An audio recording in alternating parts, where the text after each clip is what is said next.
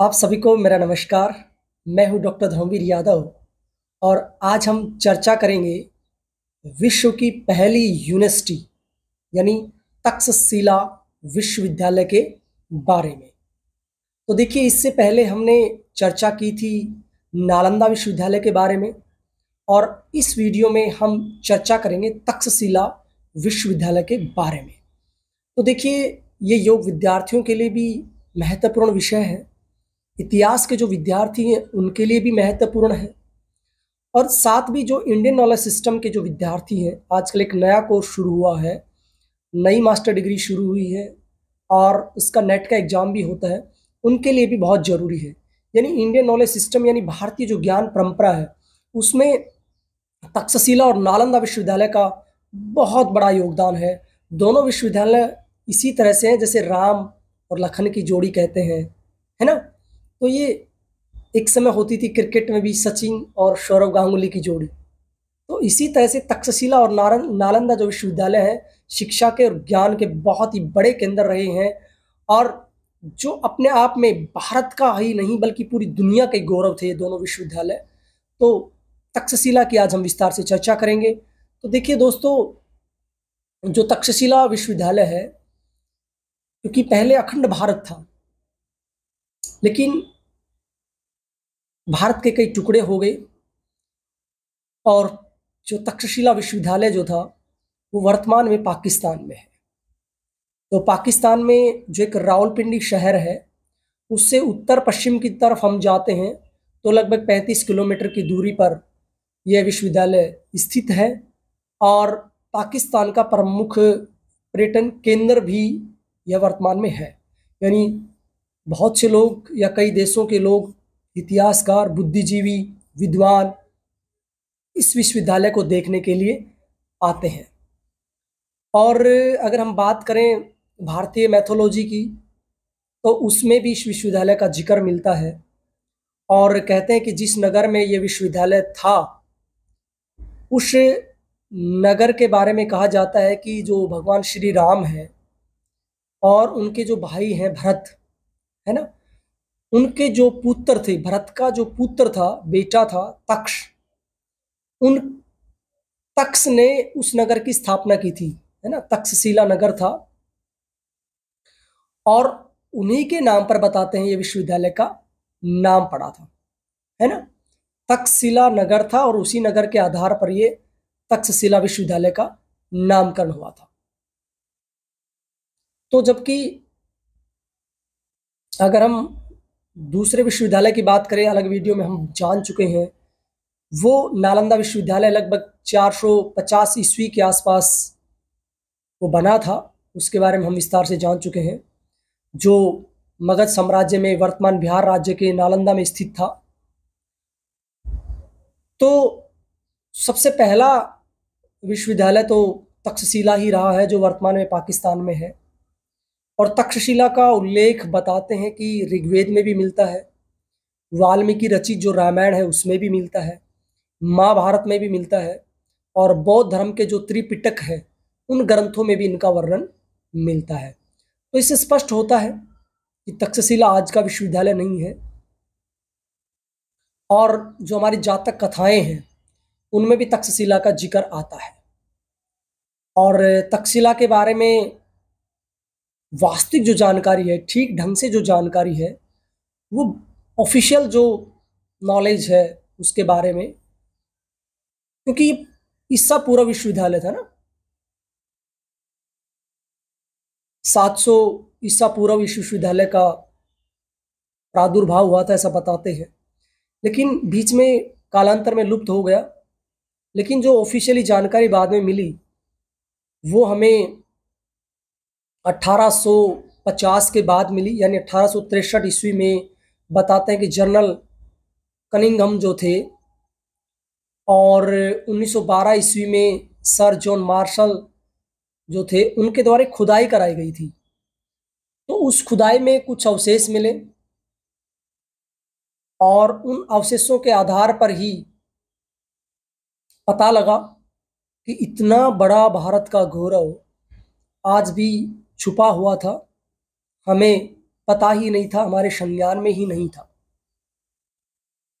बहुत अच्छा लगा, मतलब भारत को भी, पाकिस्तान को भी, नेपाल को भी, भूटान को भी, क्योंकि उनकी भी संस्कृति कहीं ना कहीं इन्हीं से, इस विश्वविद्यालय से जुड़ी हुई है। तो अखंड भारत के समय जो जो कंट्री थे, जो जो देश थे, उनको बड़ा अच्छा लगा कि ऐसा भी एक विश्वविद्यालय रहा है जहाँ हमारे कई पीढ़ियां यहाँ पर पढ़ी हैं। तो मैंने बताया तक्षशिला जो है वो 700 BC यानी 700 ईसा पूर्व, अगर मैं बात करूं वर्तमान की, तो लगभग 3000 साल पहले ये विश्वविद्यालय था, जिसके लगभग 1900 के आसपास अवशेष मिले, और उन्हीं के आधार पर इस विश्वविद्यालय के अस्तित्व के बारे में पता चला, जानकारी मिली। वो बिल्डिंग आज भी है, उसके कुछ परसेंटेज ही अवशेष हमें मिले हैं। तभी जाकर पता चला कि ऐसा विश्वविद्यालय भी उस दौर में, उस जमाने में था। आज चाहे 500 विश्वविद्यालयों में भी भारत का कोई एक आध विश्वविद्यालय है, 100 विश्वविद्यालयों में तो एक भी विश्वविद्यालय नहीं है पूरी दुनिया की अगर हम बात करें तो। लेकिन एक वो दौर था कि पूरी दुनिया में ही, सिर्फ मात्र भारत में ही ये विश्वविद्यालय थे, नालंदा, तक्षशिला, जहाँ पता नहीं कितने देशों के छात्र यहाँ पर पढ़ने के लिए आते थे। और बताते हैं कि यह विश्वविद्यालय लगभग 12 वर्षों तक शिक्षा का केंद्र रहा, यानी 1 साल 2 साल, उससे पहले 700 साल ये था, है ना। सिकंदर की बात करें तो उससे भी 300 साल पहले, क्योंकि सिकंदर भी 300 ईस्वी के आसपास आया, ईसा पूर्व आया था। अशोक की बात करें तो उससे पहले की बात है, 300 साल। तो 1200 वर्षों तक ये शिक्षा का केंद्र रहा, यानी जब नालंदा विश्वविद्यालय बन चुका था, लगभग उसी काल में इस विद्यालय का अस्तित्व समाप्त होने लग गया था। और इसके पीछे बहुत ही बड़ी साजिश रही होगी। बताते हैं कि 5वीं सदी में हुण जो थे, उन्होंने आक्रमण कर इस विश्वविद्यालय को तहस नहस कर दिया, यानी इस विश्वविद्यालय का सर्वनाश करने का जो श्रेय जाता है वो हुणों को जाता है। उन्होंने इस विश्वविद्यालय को समाप्त कर दिया, तहस नहस कर दिया। बल्कि कुछ विद्वानों का ऐसा भी मानना है कि जो हुण थे, उन्होंने सिर्फ लूटपाट की थी, इसके अस्तित्व के साथ कोई छेड़खानी नहीं की थी। चलिए, जो भी है, इसके अलावा कुछ और भी मानते हैं कि विश्वविद्यालय और यहाँ की संस्कृति और धर्म ग्रंथों को नष्ट करने का कार्य अरब कंट्री के जो लोग थे और तुर्की जो थे, उनके जो आक्रांताओं ने इसको नष्ट किया था, ऐसा भी माना जाता है। देखो, आधिकारिक तौर पर नहीं कहा जा सकता कि किन्होंने इस विश्वविद्यालय को लुप्त किया, किन लोगों ने इस संस्कृति को आघात पहुंचाया, लेकिन इतना तो पता चल चुका है कि ये विश्वविद्यालय अपने आप में बहुत ही बड़ा विश्वविद्यालय था। पूरी दुनिया में शिक्षा का बहुत ही बड़ा केंद्र था ये।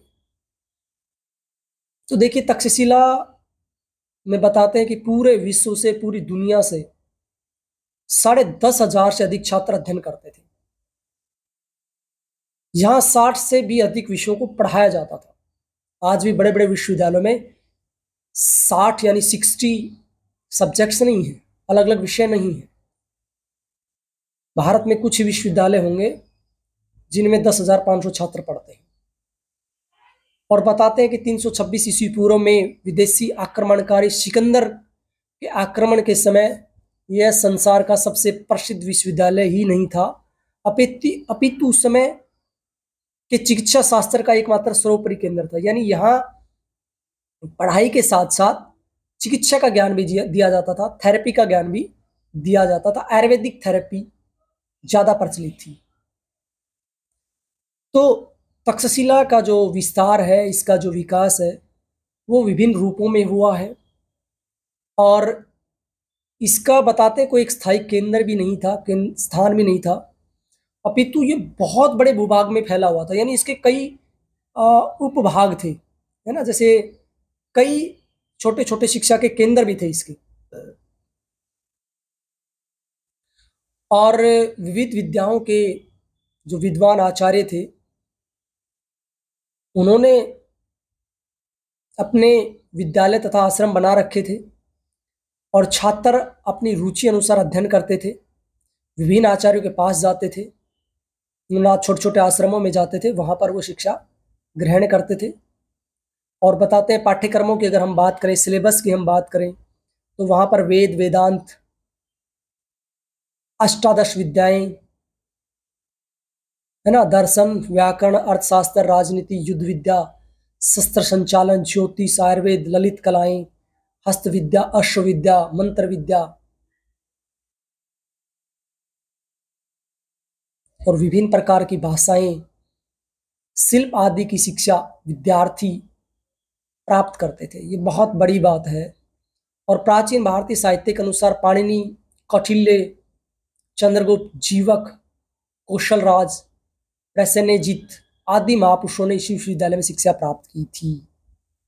देखिए, बड़े बड़े जो दिग्गज थे, बड़े बड़े जो विद्वान थे, उच्च कोटि के जो विद्वान थे, उन्होंने भी इसी विश्वविद्यालय में शिक्षा प्राप्त की थी। उसी के बाद ही वो उच्च कोटि के विद्वान बन पाए थे। और बताते हैं तक्षशिला विश्वविद्यालय में कोई वेतनभोगी शिक्षक नहीं थे, यानी कोई सैलरी बेस्ड वहाँ पर एजुकेशन नहीं थी, और न ही कोई स्पेसिफिक पाठ्यक्रम था कि आपको यही पढ़ना है ना।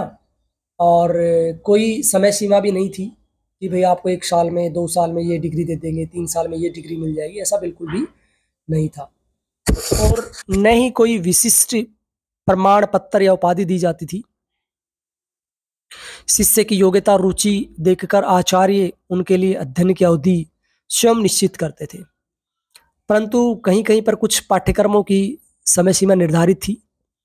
चिकित्सा के कुछ पाठ्यक्रम 7 वर्ष के थे तथा पढ़ाई पूरी हो जाने के बाद प्रत्येक छात्र को 6 माह का शोध कार्य करना पड़ता था। ये बहुत बड़ी बात है कि उस जमाने में भी उन लोगों की इतनी रुचि थी।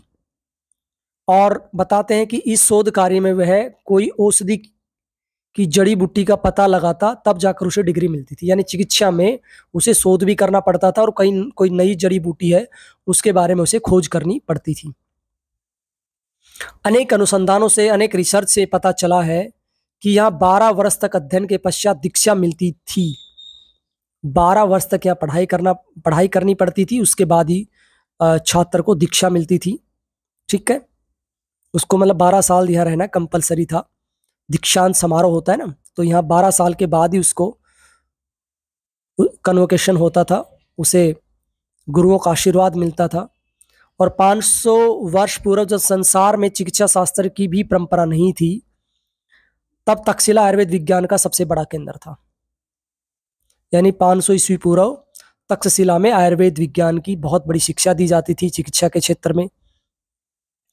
जातक कथाओं, यानी जो भी भारत में कहानियां प्रचलित हैं, हमारे ग्रंथों में जो स्टोरी बताई गई हैं, और विदेशी जो पर्यटक हुए हैं उनके अभिलेखों से पता चला है कि यहाँ के स्नातक मस्तिष्क के भीतर तथा हमारी जो मतलब ब्रेन और हमारी जो इंटेस्टाइन आंतड़ियाँ हैं उनका ऑपरेशन बड़ी सुगमता से कर लेते थे।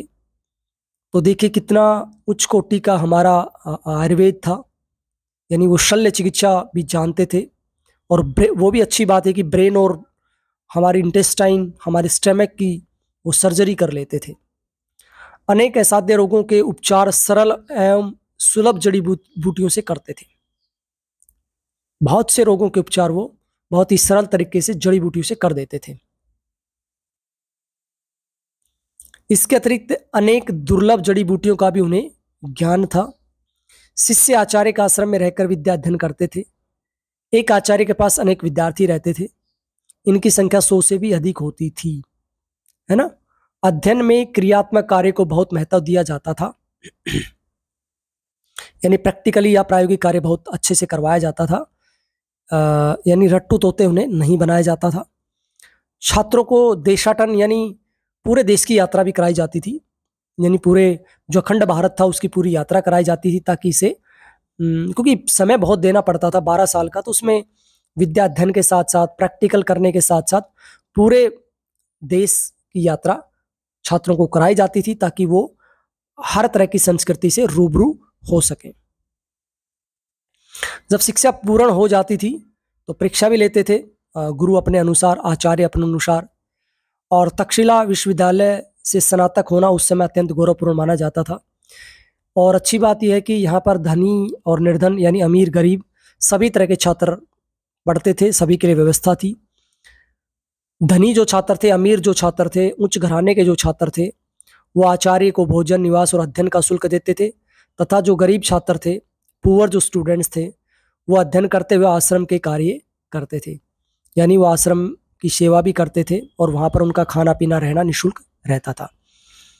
और शिक्षा पूरी होने पर वे शुल्क देने की प्रतिज्ञा करते थे, यानी कहते हैं ना कि गुरु से ज्ञान प्राप्त किया है तो कोई ना कोई आपको, गुरु को अपना भार उतारने के लिए कुछ ना कुछ आपको देना पड़ता है।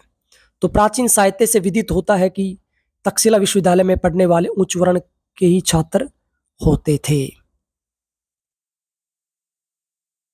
केवल भारतीय ही नहीं पढ़ते थे, यहाँ पर चीन, ग्रीस, अरब, ऐसे अनेक देशों के आसपास के छात्र भी यहाँ पर पढ़ने के लिए आते थे।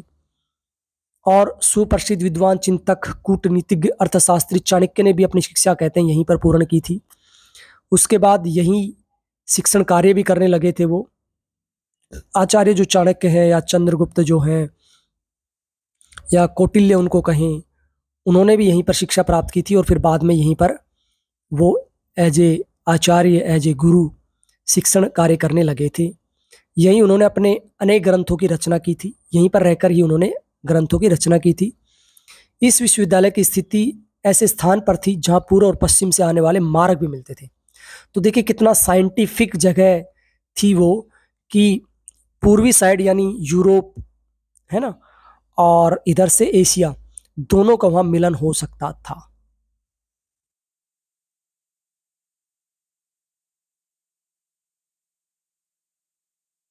तो ये आज हमने चर्चा की तक्षशिला विश्वविद्यालय के बारे में, जिसमें बड़े बड़े आचार्यों ने शिक्षा ग्रहण की, बड़ी ही साइंटिफिक और स्पिरिचुअल ढंग से वहाँ पर शिक्षा होती थी।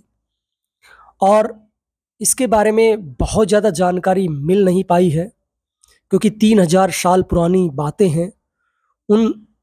ये जो हम बातें जान पाए हैं, ये कुछ यात्री जो यहाँ पर आए थे उनके जो दस्तावेज मिले हैं, कुछ शिलालेख मिले हैं, कुछ खुदाई में जो चीज़ें मिली हैं, उन्हीं के आधार पर जो आकलन हुआ है, उसी से ही ये पता चला है कि ये विश्वविद्यालय इस तरह का था। तो आज के लिए इतना ही। फिर भी आपके मन में कोई डाउट हो, कोई शंका हो, कोई संदेह हो, कोई क्वेरी हो, तो निसंकोच आप कमेंट करके मुझसे पूछ सकते हैं। आज के लिए इतना ही। आप सबका बहुत बहुत धन्यवाद।